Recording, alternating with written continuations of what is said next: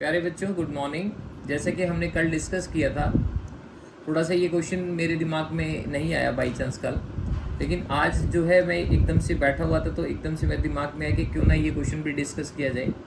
कि देखिए, कभी कभी क्वेश्चन में सिर्फ सेल्स गिवन होता है, जैसे फर्स्ट ईयर सेकेंड ईयर दोनों में सेल्स गिवन है या प्रॉफिट भी दिया ना, तो यहाँ पे इसने क्या दिया, वेरिएबल कॉस्ट, ना दिया इसने फिक्स कॉस्ट। तो इस केस में क्या करेंगे, तो वहाँ पे तो प्रॉब्लम हो जाएगी। तो कल वाले ही फॉर्मेट के तरीके से हम इसको करेंगे और समझने की कोशिश करेंगे कि इसको कैसे सॉल्व करें, ठीक है। उसके बाद डिसीजन मेकिंग का क्वेश्चन कोशिश करेंगे, एक और अटैम्प्ट करें। वीडियो ज़्यादा बड़ी नहीं बनाना चाहता क्योंकि आप बोर ना हो जाएं, इसलिए छोटी छोटी वीडियो में डालूंगा तो आप लोगों को बोर भी ना हो, और जब आपका 10-5 मिनट का ब्रेक मिले आपको तो आप उसको सॉल्व भी कर सकें। तो आइए ज़रा हम सबसे पहले स्टार्ट करते हैं। सबसे पहले मैं लिख रहा हूँ यहाँ सेल्स, ये फर्स्ट ईयर लिख रहा हूँ, यहाँ पर मैं सेकेंड ईयर लिख रहा हूँ। फर्स्ट ईयर की सेल्स देखो कितनी है, 80,000, और सेकेंड ईयर की सेल्स कितनी है, 90,000। इसके बाद लेस करना है अपने वेरिएबल कॉस्ट। तो वेरिएबल कॉस्ट हमें नहीं पता दोनों की, छोड़ दीजिए, कोई बात नहीं। कंट्रीब्यूशन भी नहीं पता क्योंकि वेरिएबल नहीं पता, तो कंट्रीब्यूशन कैसे बताएंगे। लेस करेंगे उसके बाद फिक्स कॉस्ट।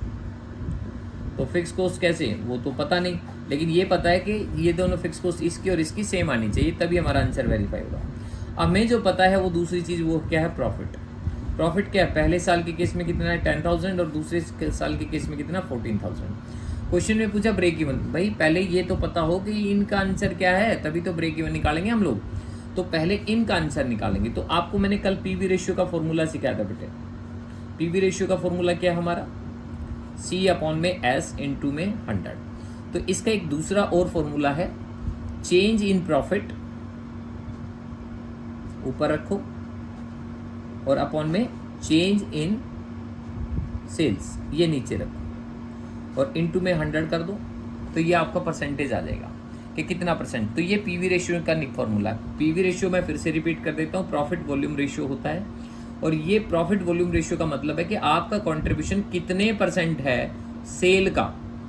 क्योंकि मैंने आपको पहले ही कहा था, सेल का वेरिएबल के साथ बिल्कुल डायरेक्ट कनेक्शन होता है। वेरिएबल कॉस्ट लगेगी तो सेल भी होगी, सेल होगी तो वेरिएबल कॉस्ट भी होगी, और दोनों का डिफरेंस जो है वो कंट्रीब्यूशन होगा, जिसको हम परसेंटेज में पीवी रेशियो भी बोल देते हैं। तो इसीलिए इस क्वेश्चन में चेंज इन प्रॉफिट में देख लो, चेंज इन प्रॉफिट दोनों का प्रॉफिट कितना चेंज दिख रहा है, पहले 10 था 14 हो गया, तो 4,000 प्रॉफिट बढ़ रहा है। और सेल का चेंज कितना देखो, 80 का 90, तो इसका मतलब 10,000 की सेल चेंज हो रही है। इसका मतलब हुआ कि जैसे ही आपकी 10,000 की सेल में चेंज आता है तो 4,000 आपको प्रॉफिट होता है, इनटू में 100, तो इसका मतलब हुआ 40% आप है ना प्रॉफिट कमाते हो हर 10,000 की सेल के ऊपर, यानी कि 4,000 रुपये प्रॉफिट कमाते हो आप। तो ये 40,000 क्या आ गया, आपका पीवी रेशियो गया, ठीक है। पीवी रेशियो का मतलब कॉन्ट्रीब्यूशन आ गया।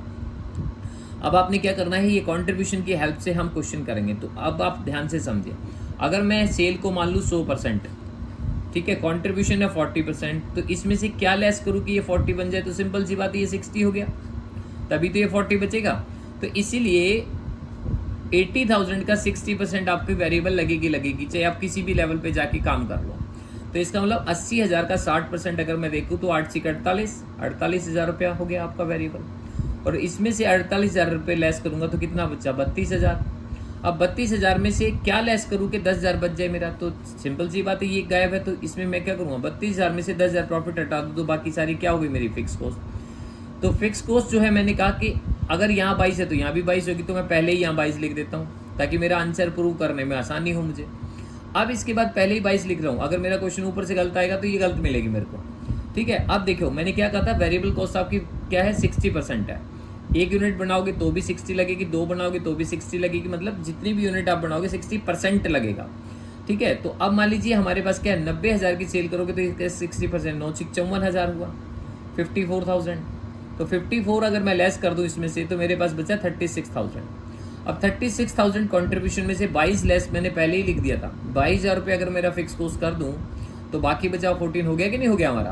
तो इसका मतलब हम प्रूव हो गया कि हमारा क्वेश्चन ठीक चल रहा है। तो अब हमें सब कुछ पता है इस क्वेश्चन में, वेरिएबल पता है 60% है, कंट्रीब्यूशन हमें पता है 40% है, फिक्स कॉस्ट हमारा 22,000 पता है। तो क्वेश्चन में हमसे पूछा गया था ब्रेक इवन।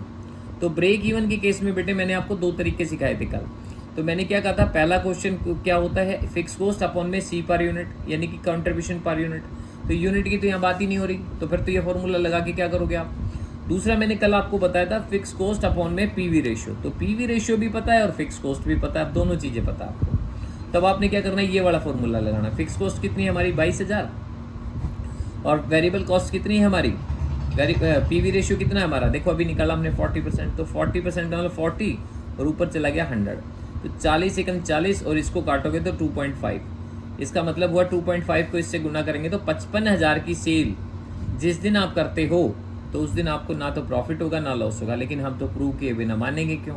तो आइए जरा हम यहाँ पे लिख के देखते हैं ब्रेक इवन का केस। तो 55,000 की सेल मैंने बोला यहाँ पे, तो वो लिख लो सेल के सामने। अब 55,000 का 60% 60% निकाल लो, तो कितना वो 60 33,000 रुपये हो गया वेरिएबल, तो कितना बचा 22,000, और 22,000 ही क्या आपकी फिक्स कॉस्ट, क्योंकि वो तो चेंज होती नहीं हमारी। तो 22 में से 22 लेस कर दिया, 22 में से 22 लेस किया, तो क्या बचा 0, हो गया प्रूफ। बस कितना सिंपल सा है।